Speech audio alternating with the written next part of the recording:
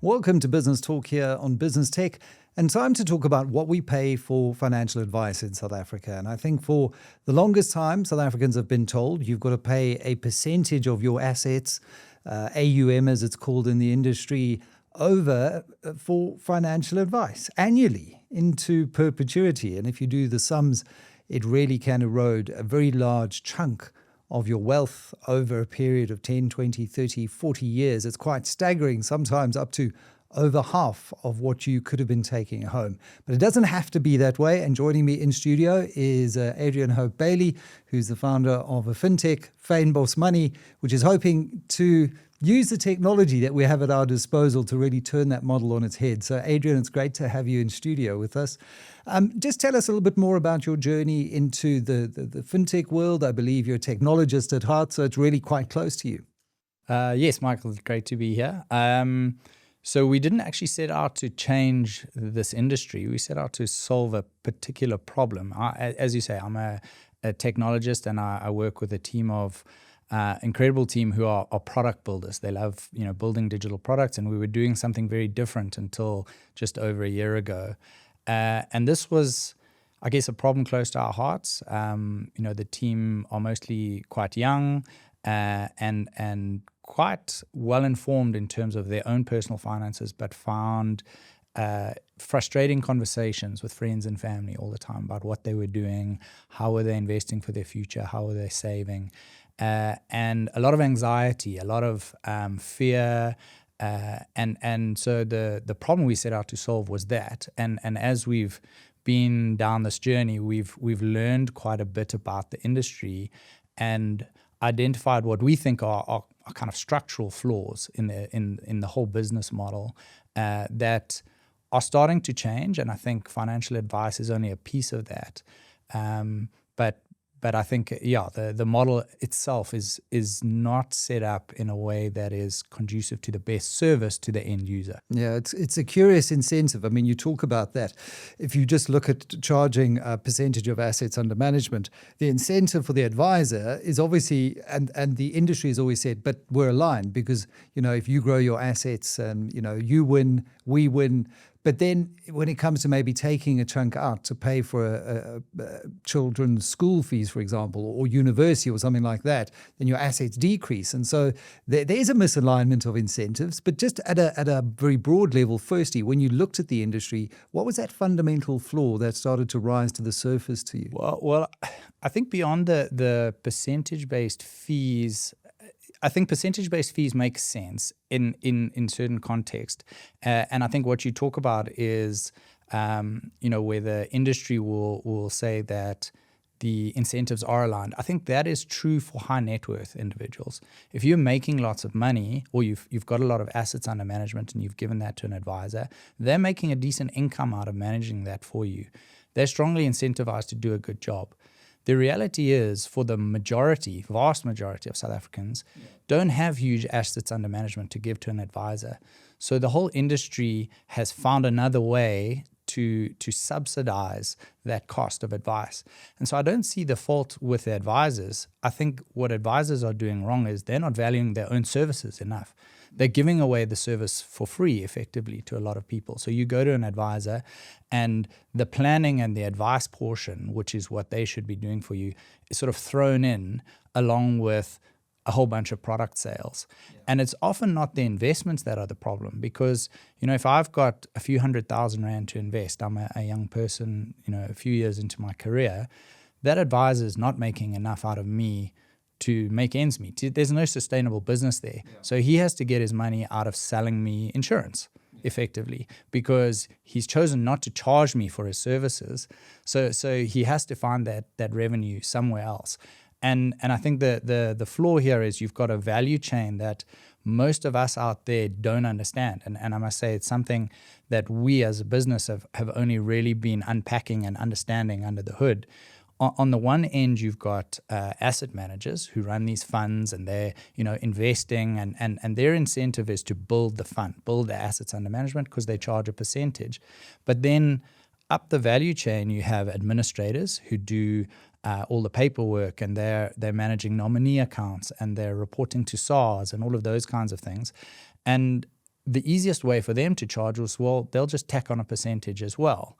And then the next step in the value chain is your intermediaries and your advisors who are offering a service and should be, spending time with you, understanding your personal needs and requirements, and then charging you for that.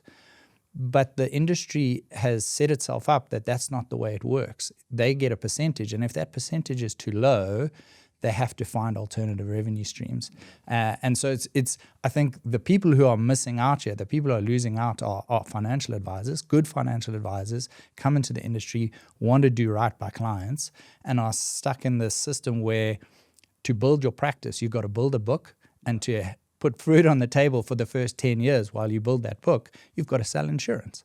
And it also leads to the missing middle. I mean, as they've spoken about, where some clients are just, because of that model, uneconomic to serve, even if you're cross-selling insurance and doing it the traditional way.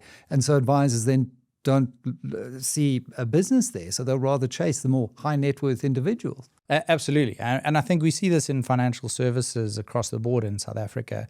If we look at the likes of Capitec and TimeBank, why is it that businesses are only just starting to serve, the lower end of the market?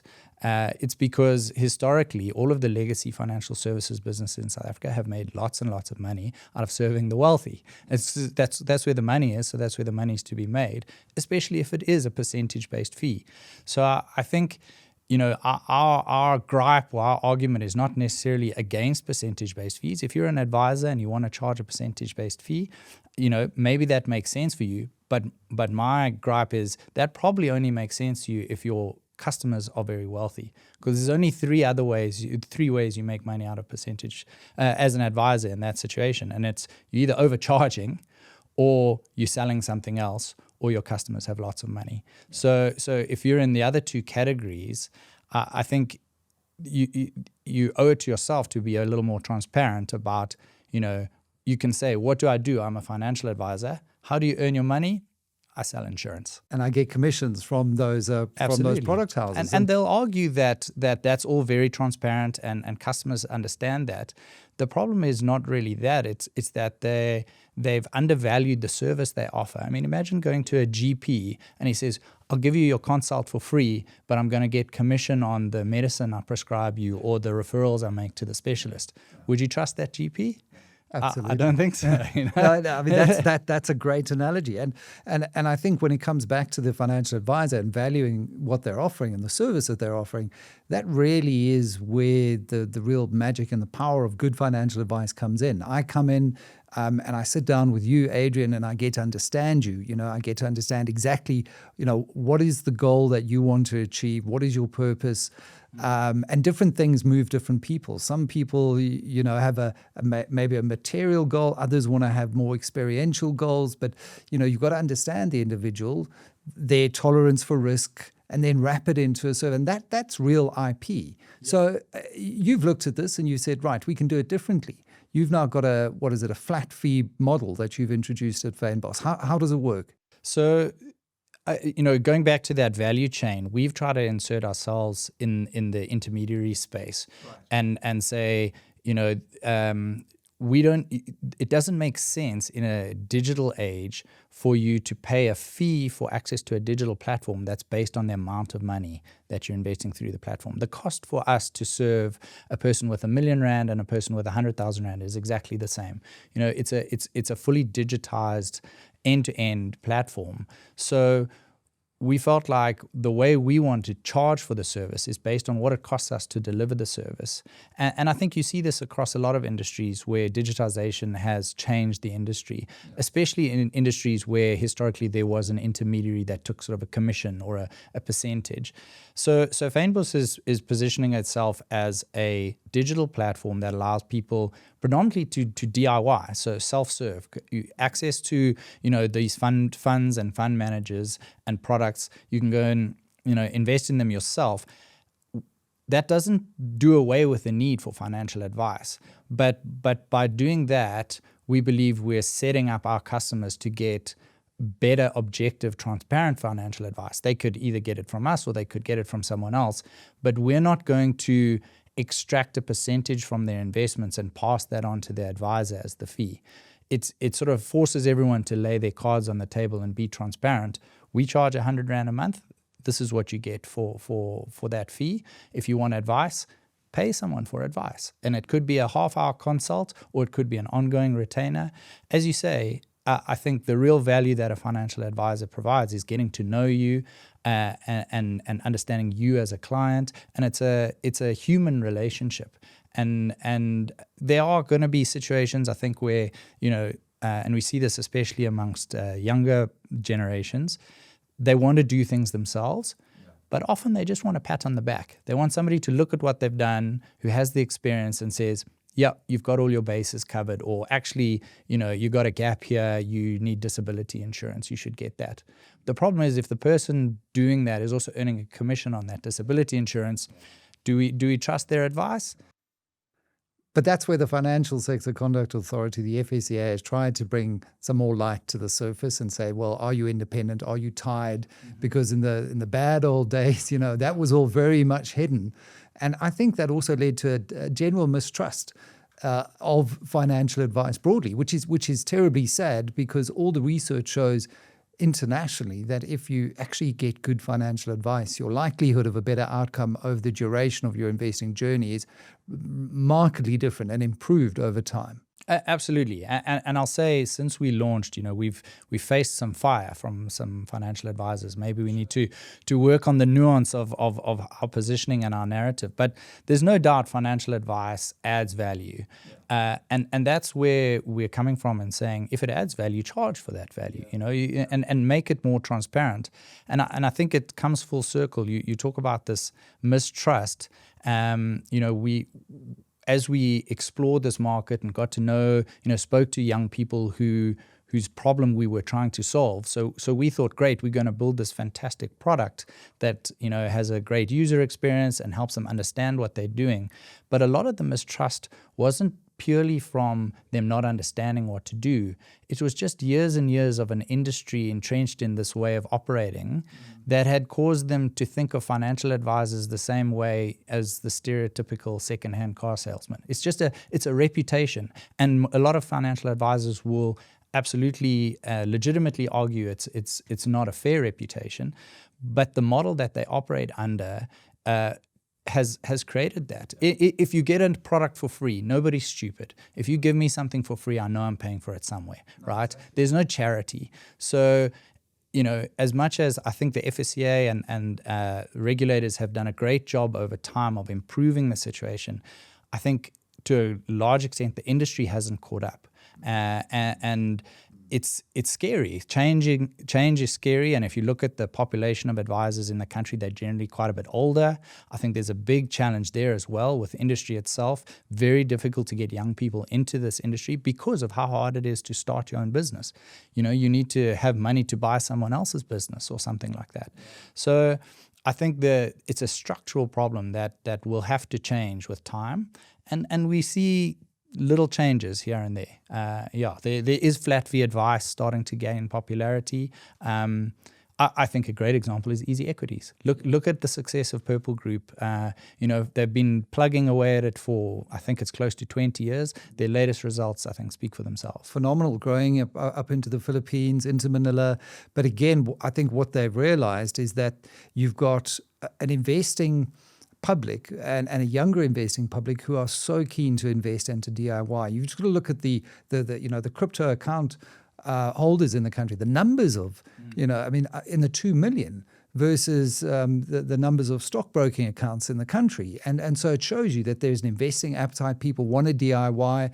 I'm not advocating for cryptos. I'm just saying that if the numbers are there, you've got to understand why you're not meeting your customer, your client, your end user where they want to be. And that's very much a DIY digital type experience. So how did you design with that in mind when you look at the Fynbos platform? Yeah, it's a good question. I guess it's a lot easier for us.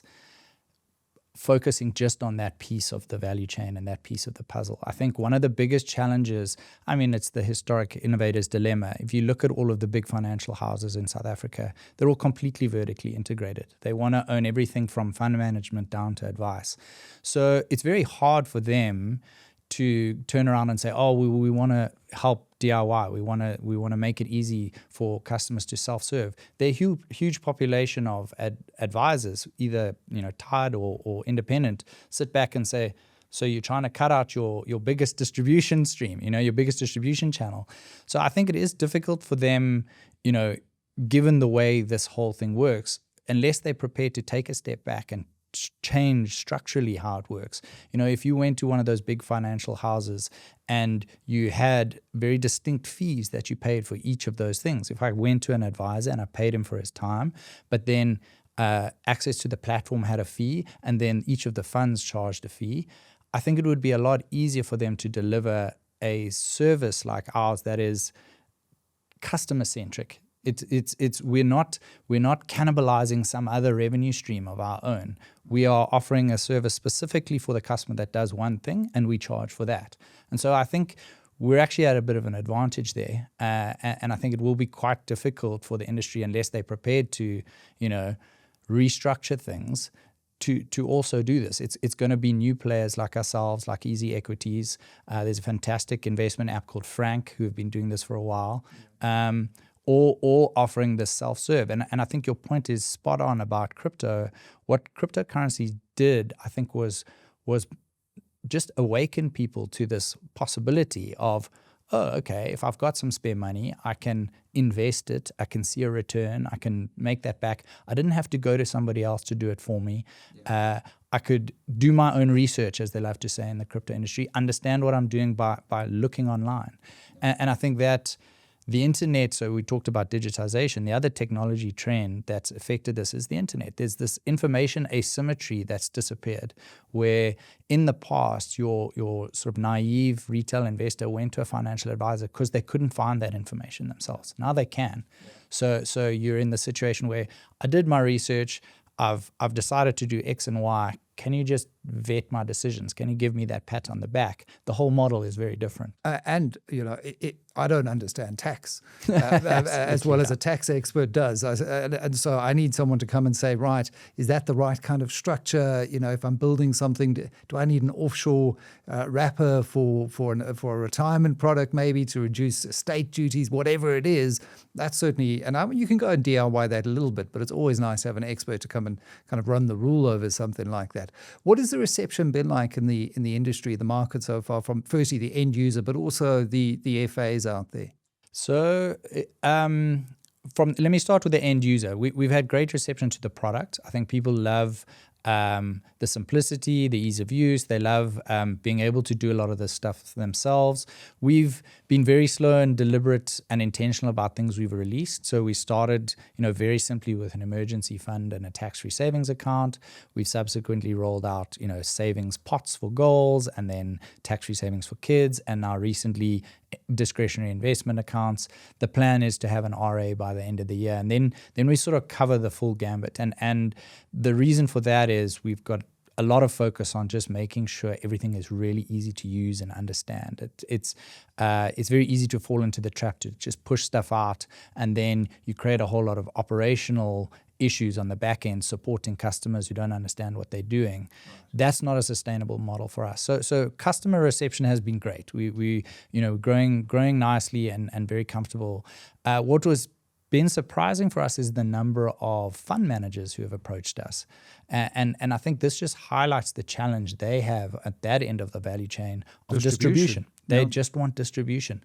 So we can see it in how the industry is structured. They're all trying to vertically integrate. They're all trying to own, have some sort of special relationship or access or, extra golf day invites for the financial advisors because that's their distribution channel. So we've had a lot of interesting conversations with asset managers who just want to know, how do we get our fund on your platform? and also the rise of actively managed ETFs. And if you see strategies that are unit trust strategies that are now just being repackaged as AMTFs. I think it was 91 last week, 2 new fixed income products that they introduced. And it really is just a new distribution channel for them because they're realizing, wow, there's a whole market out there using things like easy equities or and going and accessing things directly, and they like ETFs, they understand them, and so that distribution link is, I think, it's always been very difficult, but very ripe for the kind of disruption that we're seeing in the market. But at the same time, it's very much an ecosystem where the different players do rely on each other. So absolutely, yeah. The independent financial advisors that you're chatting to, I mean, surely they understand the value of restructuring the industry to be more sustainable in the long term, to reach that younger market? It's a mixed response. I think for a flat fee advisor, our offering is very clear. Like, they can see where they fit in there because they charge a flat fee. They recommend their customers either come and plug into us or a similarly sort of flat fee based platform, and that's a lot easier. I think a lot of the way the industry is regulated makes a lot of assumptions about the structure. So I think the regulator may have to consider how flat fee models and zero commission models may fit in, because as an example, I spoke with a flat fee advisor the other day who can't actually go and execute transactions on behalf of his client on easy equities because he hasn't got product specific training. So there's little nuances in the legislation that assume this very tightly integrated value chain where everybody's helping everybody else out. So there's a few things that will have to change there. I think your commission-based advisors or AUM percentage-based advisors are going to struggle with a platform like ours because they have gotten very comfortable being able to just collect that fee via the administrator. They don't have to actually speak to their client and say, here's your invoice, pay the bill. It sort of comes in directly via the administrator, and it's very difficult to turn around to your client and put an invoice in front of them and show them what are they actually paying you, and now that must come off their credit card every month or whatever the case may be. So I think it's going to be a challenge for them. Yeah, and it also means because of the nature of the money flows, that you're not necessarily incentivized to always be popping in and giving the best service necessarily. And I'm not saying all financial advisors are like that, but you've just got to look at the structure and the incentives in the industry to say that something is, something hasn't worked for a long time and it's ready for that kind of change. Where do you go from here? You said you're introducing an RA, you've got discretionary. I would imagine you start integrating more broadly in the ecosystem, chatting to the JSE. I know with Valdine Reddy coming in as new CEO, the outgoing CEO, Leila Fourie, always wanted to try and tap into that. I mean, when she was in Australia, she said Australian investors love to have a go, as she called it. And she wanted to tap into that because we saw it with the crypto space, for example, and get younger retail investors more engaged with the JSE. Surely this is a great way to do that. Honestly, our vision and our mission for the company is less about building a trading platform. I think a platform like Easy Equities has been doing that for a long time. Our goal when we started was helping people feel confident about how they're managing their money. So it's more holistic than that. It's at the end of the day, and I think you alluded to it just now, talking about these actively managed ETFs, and then you've got things like discretionary fund managers and so on. I think the role of the financial advisor has changed over the years, and I think it's easier now to break that whole domain up into 3 pieces and say, well, I've got an advisor / planner, someone who looks at my life holistically and decides, what I should be doing with my money. Have I got all my risks covered? So risk products are important. You as soon as you've got dependents, you should have life cover. You should have, income cover and so on, disability. And their job should be to get paid for their expertise to help you get that right. Then separately, you have insurance brokers who do a different job, and you have investment managers who do a different job. And I think if we get to a place where those things are very distinct and well understood by the end user, we've sort of achieved what we're trying to achieve. So it's a. So you want to be the layer in between, helping the end user access. Here's those the tool. three. Exactly. You and I can see us evolving into towards the advice space. Obviously, technology is going to change all of that over the next few years. I think it's naive. The advisors we talk to, and we follow the industry very closely. It's the hottest topic, of course, is AI. Is how is that going to influence the advice industry? And I think it's absolutely, technology is going to come in, and what it's going to do is it's just going to further entrench, I think, this role of the financial advisor as your human connection person who's there, when you need a pat on the back, or you need a, reassurance when the markets go down, those kind of things. It's going to be about relationships. And so I think it's even more likely for me that advisors who live on this model of just racking up as many clients as I can and building up a book and living off that commission and annuity, they're going to struggle because they are very easily replaced by technology. It's the good advisors who aren't. So I see us evolving in that direction and providing more sort of intelligence and little nudges. These days with things being much more real time and digital, it's possible, for example, for us to say, oh, we've noticed you've got some idle cash sitting in this account. If you just move it over here, you can earn a slightly better yield. And those kinds of little things will come.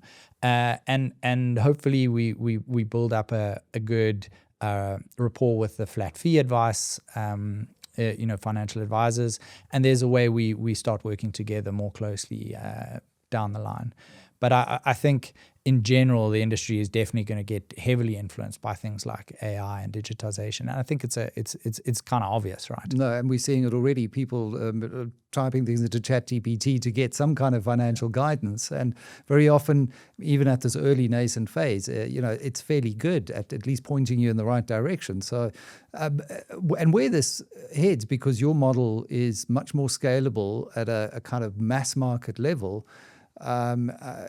surely you're looking to grow beyond South Africa once you crack the South African nut. There's a lot of work to do in South Africa.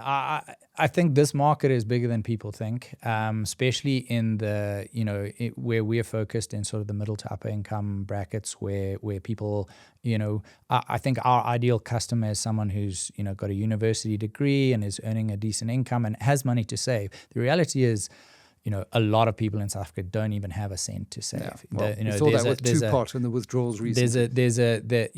That is a complete another whole problem, which I think we're not going to solve today.